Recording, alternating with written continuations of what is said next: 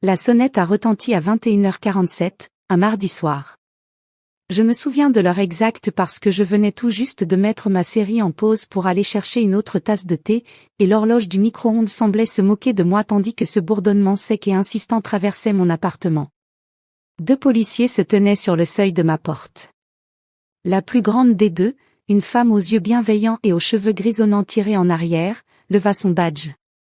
L'agent plus jeune à ses côtés avait l'air mal à l'aise, passant son poids d'un pied à l'autre comme s'il aurait préféré être n'importe où ailleurs. Gutan-Laban. Êtes-vous Katharina Hoffmann? Mon estomac se noie. Oui, c'est moi. Nous avons reçu un appel concernant un trouble domestique. Pouvons-nous entrer? Pendant une seconde, je restai figé, mon cerveau essayant de suivre. Un trouble domestique? Je vivais seul. Puis la réalité me frappa comme une douche glacée. Lena. S'il vous plaît, dis-je en m'écartant. Entrez. Je crois savoir de quoi il s'agit. La policière, l'agent Schneider, comme elle s'était présentée, entra lentement, son regard balayant mon petit appartement. Tout était calme. Paisible. La télévision figée en plein milieu d'une scène, mon thé refroidissant sur le plan de travail, mon chat Fritz lové sur le canapé comme si rien au monde ne pouvait mal tourner. Nous avons reçu un appel d'une certaine Lena Hoffmann, dit prudemment l'agent Schneider. Elle affirme que vous êtes devenu agressive avec elle plus tôt aujourd'hui. Que vous l'avez menacée lorsqu'elle est venue récupérer de l'argent que vous lui deviez. J'ai éclaté de rire. Pas parce que c'était drôle, mais parce que l'audace de ce mensonge était si absurde qu'elle dépassait la colère pour tomber directement dans l'incrédulité. Elle a dit que je lui devais de l'argent? L'agent plus jeune fronça les sourcils. Madame, si vous pouviez juste. Non, attendez, dis-je en levant la main. Mon cœur battait à tout rompre, ce mélange familier de rage et de douleur que seule la famille sait provoquer. Laissez-moi deviner. Elle vous a dit que je lui devais de l'argent et que, quand elle a essayé de m'en parler, je suis devenue violente? Agressive? Peut-être que je l'ai menacée? L'expression de l'agent Schneider ne changea pas, mais quelque chose passa dans son regard. De la reconnaissance, peut-être. Elle avait probablement déjà vu ce genre de situation. Quelque chose comme ça, répondit-elle doucement. Je fermai les yeux et pris une profonde inspiration. 4 mois. 4 mois de messages, d'appels, de culpabilisation et de manipulation. 4 mois durant lesquels ma petite sœur avait tout essayé pour me soutirer 15 000 € afin de couvrir des dettes qu'elle avait elle-même créées. Et maintenant ça. Elle ment, dis-je calmement. Et je peux le prouver. Je me dirigeai vers mon bureau, dans le coin du salon, et sortis mon ordinateur portable. Mes mains tremblaient, non pas de peur, mais de cette colère particulière qui surgit quand quelqu'un que vous avez aimé, protégé toute votre vie, essaie de vous détruire. Lena n'est pas venue ici aujourd'hui, dis-je en ouvrant l'ordinateur. En fait, je ne l'ai pas vue en personne depuis plus de 2 mois. Mais j'enregistre nos conversations téléphoniques. Toutes, sans exception. L'agent Schneider haussa un sourcil. Vous enregistrez vos conversations avec votre sœur? J'ai commencé il y a 3 mois, répondis-je en ouvrant le dossier. 42 fichiers audio. Après qu'elle m'a menacé de ruiner ma réputation si je ne lui donnais pas d'argent. Après qu'elle a dit à toute notre famille que j'étais sans cœur et cruelle. Après qu'elle a fait une scène sur mon lieu de travail. Les policiers échangèrent un regard. Le plus jeune sortit un carnet. Pourquoi votre sœur prétendrait-elle que vous lui devez de l'argent? Demanda l'agent Schneider. Je ris de nouveau, ce rire amer. Parce que la vérité ne joue pas en sa faveur. La vérité, c'est qu'elle doit de l'argent à tout le monde. Y compris à moi. Mais si elle peut inverser les rôles, se faire passer pour la victime et me transformer en méchante, alors peut-être que les gens auront assez pitié pour l'aider. Revenons un peu en arrière. Lena est ma sœur cadette. Elle a 3 ans de moins que moi, mais à la façon dont nos parents l'ont toujours traitée, on pourrait croire qu'il y en a 10. Le bébé. Celle qui ne pouvait rien faire de mal. Celle qu'il fallait protéger, aider, à qui il fallait toujours donner une chance de plus. En grandissant, j'étais celle qui prenait ses responsabilités. Bonne note, carrière raisonnable, toujours à faire ce qu'il fallait. Léna, elle, était la sauvage. La fun. Celle qui rendait la vie intéressante, comme disait notre père avec ce sourire attendri qui me donnait envie de crier. Je l'aimais. Mon Dieu, comme je l'aimais. Même quand elle empruntait mes vêtements sans demander et me les rendait tachés. Même quand elle oubliait de me rembourser les billets de concert, le dîner, ou ce mois de loyer que j'avais payé parce qu'elle avait dépensé tout son salaire pour un week-end à Barcelone avec un type qu'elle venait de rencontrer. Elle est jeune, disait maman. Elle finira par grandir. Eh bien, Léna a 28 ans aujourd'hui. Et les dettes n'ont fait que grossir. Il y a 2 ans, elle a lancé une entreprise. Une sorte de boutique en ligne qui devait la rendre riche, disait-elle. Elle avait juste besoin d'un petit capital de départ. Est-ce que je pouvais l'aider? Je lui ai donné 3 000 €. Mes économies. De l'argent que je mettais de côté depuis des années. 6 mois plus tard, l'entreprise battait de l'aile et elle avait besoin de plus. Juste 2 000 € pour maintenir les choses à flot. Elle me rembourserait dès que tout irait mieux. J'ai dit non. C'est là que tout a dégénéré. Elle a pleuré. Supplié. Elle m'a dit que j'écrasais ses rêves, que je ne l'avais jamais soutenue, que j'étais jalouse de sa créativité et de son esprit libre. Nos parents m'ont appelé. Maman pleurait au téléphone, me demandant pourquoi je ne pouvais pas aider ma propre sœur. Papa m'a dit que la famille passait avant tout, toujours. J'ai cédé. Je lui ai donné les 2 000 €. L'entreprise a fermé 3 mois plus tard. Léna est passée à autre chose, un projet de photographie, une carrière d'écrivaine indépendante, un plan pour devenir influenceuse sur les réseaux sociaux. Chaque idée nécessitait de l'argent. Chacune a échoué. Et puis il y a eu la grosse affaire. Il y a 8 mois, Léna s'est retrouvée dans de sérieux ennuis. Elle avait contracté des prêts auprès de sources peu recommandables pour financer son train de vie. Sac de créateur, dîner coûteux, voyage qu'elle documentait en ligne pour entretenir sa marque. Les intérêts se sont accumulés. Les appels ont commencé. Elle devait 15 000 €. Et elle s'attendait à ce que je paie. C'est en partie de ta faute, m'a-t-elle lancé au téléphone, la voix pleine d'accusations. Si tu m'avais soutenu dès le début, si tu m'avais donné assez d'argent pour vraiment réussir, je ne serais pas dans cette situation. Je lui ai dit non. Absolument pas. Je lui avais déjà donné 5 000 € au fil des années, de l'argent que je ne reverrais jamais. J'avais ma propre vie, mes propres factures, mon propre avenir auquel penser. C'est alors que la campagne a commencé.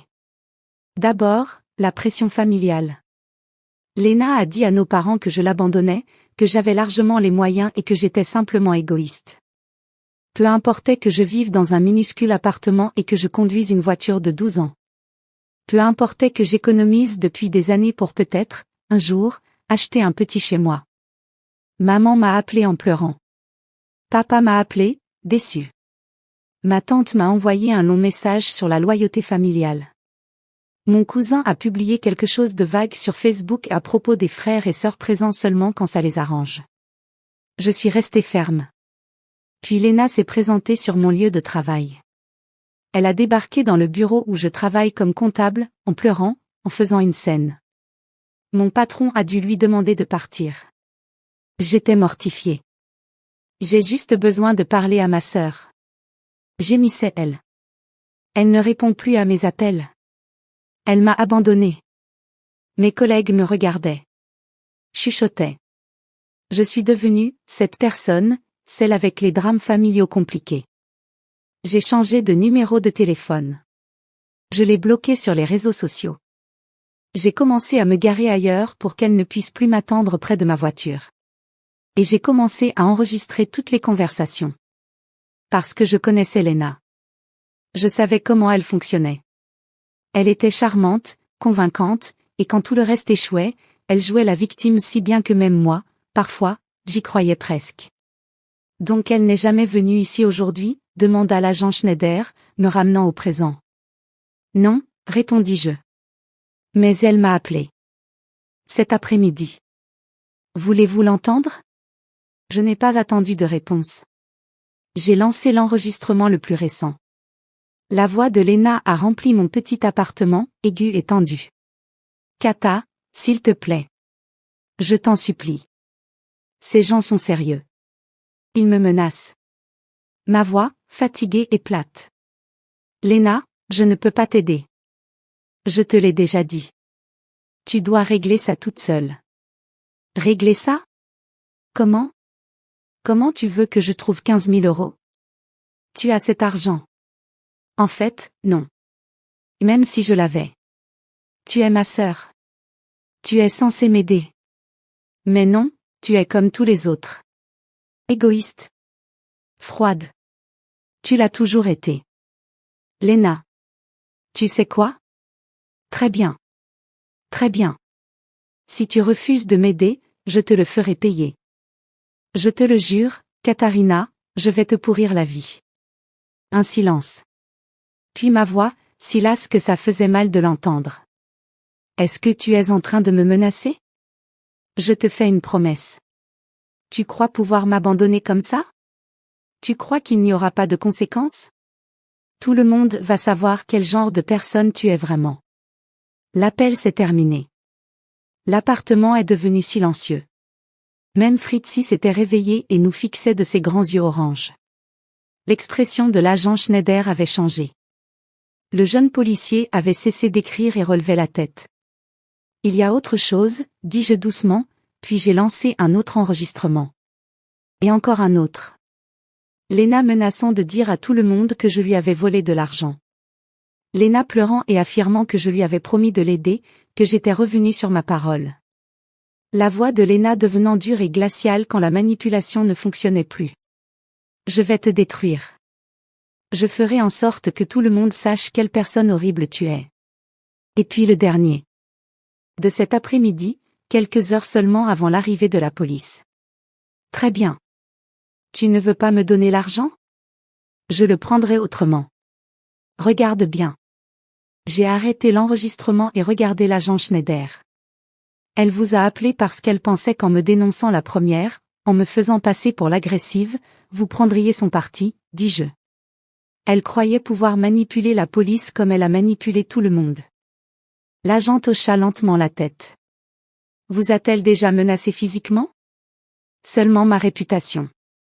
Ma tranquillité d'esprit. Ma relation avec ma famille. Je refermai l'ordinateur portable.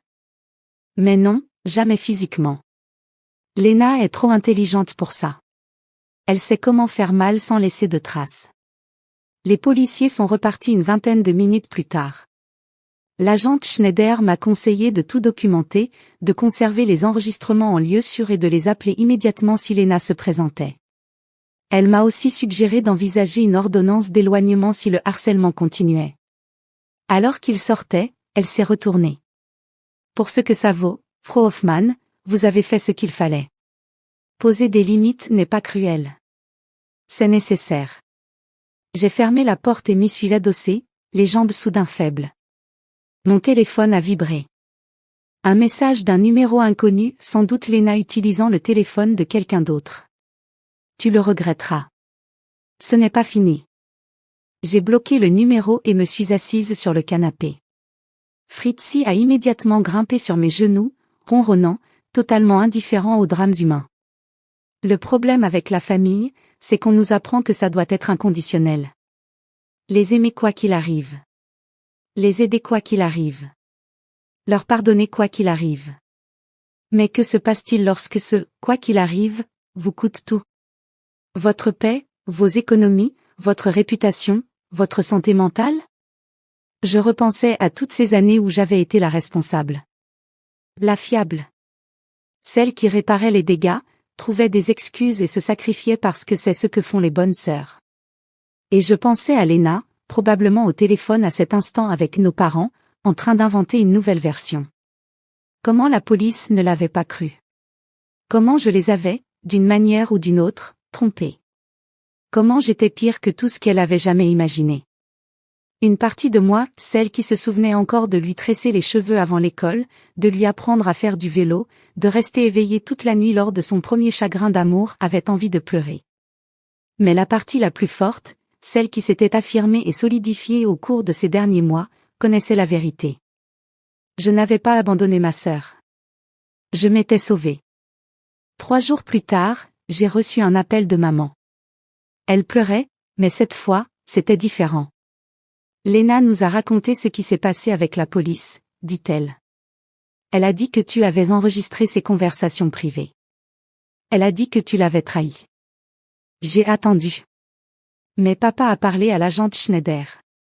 Elle lui a dit certaines choses. La voix de maman se brisa. À propos des menaces. De sa venue sur ton lieu de travail. Des dettes. Maman. Pourquoi ne nous as-tu pas dit à quel point c'était grave? Je fermais les yeux. Est-ce que vous m'auriez cru? Silence. Je ne sais pas, murmura-t-elle enfin. Je suis tellement désolée, ma chérie. Tellement, tellement désolée. Ce n'était pas tout ce que j'avais besoin d'entendre. Mais c'était un début. Léna ne m'a plus contactée depuis cette nuit-là. J'ai appris par la famille qu'elle avait fini par mettre en place un plan de remboursement avec ses créanciers. Qu'elle avait trouvé un vrai travail. Qu'elle essayait de remettre sa vie en ordre. Je l'espère. Vraiment. Mais je sais aussi qu'espérer ne signifie pas que je dois l'aider. Cela ne signifie pas que je dois me sacrifier sur l'autel des obligations familiales. Parfois, l'acte le plus aimant consiste à laisser quelqu'un faire face aux conséquences de ses propres choix. Et parfois, l'acte le plus courageux consiste à refuser d'être le bouc émissaire de quelqu'un d'autre, même quand il s'agit de la famille. Surtout quand il s'agit de la famille. J'ai toujours ces enregistrements. Et je les garderai probablement toujours. Pas parce que je veux m'en servir, mais parce qu'ils me rappellent quelque chose d'essentiel. Que ma voix compte. Que mes limites comptent. Que je compte. Et aucune culpabilité, aucune manipulation, aucun faux rapport de police ne pourra m'enlever ça. La sonnette ne me fait plus sursauter. Je dors à nouveau toute la nuit. Et quand je vois ce chiffre sur mon compte d'épargne remonter lentement, je ne me sens plus coupable. Je me sens fière. Parce que ce soir-là, je n'ai pas seulement refusé de payer la dette de ma sœur. J'ai refusé de la laisser me voler ma vie. Et quand j'ai appuyé sur « lecture », quand j'ai montré la vérité à ses agents, je ne faisais pas que me défendre. Je choisissais enfin, après toutes ces années, de me choisir moi-même. Ce n'est pas de la cruauté. C'est de la survie. Et c'est la meilleure décision que j'ai jamais prise.